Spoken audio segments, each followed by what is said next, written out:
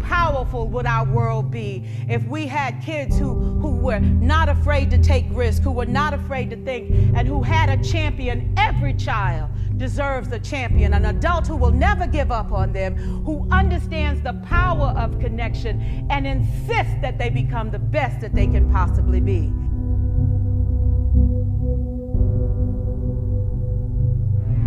This year, there are going to be millions of our children that we're going to needlessly lose.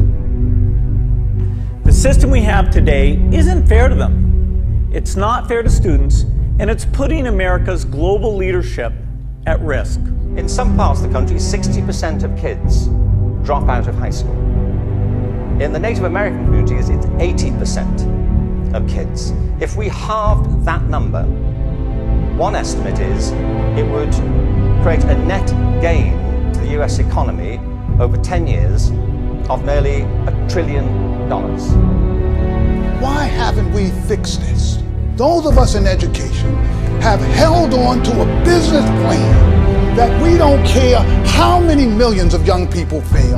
Yes, ma'am, they know what they want, they see the bigger picture, but they don't see the things that you need to have. Einstein said, insanity is doing the same thing over and over and over again and expecting a different result. I don't understand. You know, they get in the office and they say one thing, and when they get in the office, they do a whole nother thing. So I'm definitely upset. Just blocks away, Mayor de Blasio attended a rally to pressure lawmakers to approve a tax on the rich to fund his pre-K program.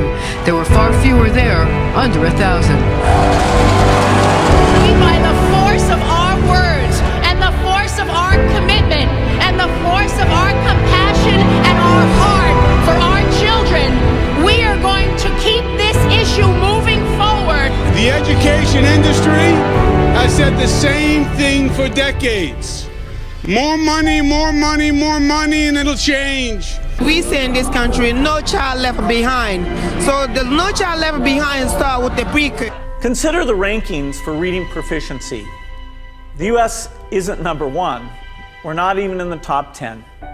We're tied for 15th with Iceland and Poland. So teachers become great actors and great actresses, and we come to work when we don't feel like it, and we listen to policy that doesn't make sense, and we teach anyway. The real safety of our nation is preparing this next generation so that they can take our place and be the leaders of the world. Once we do that, I'll no longer be angry.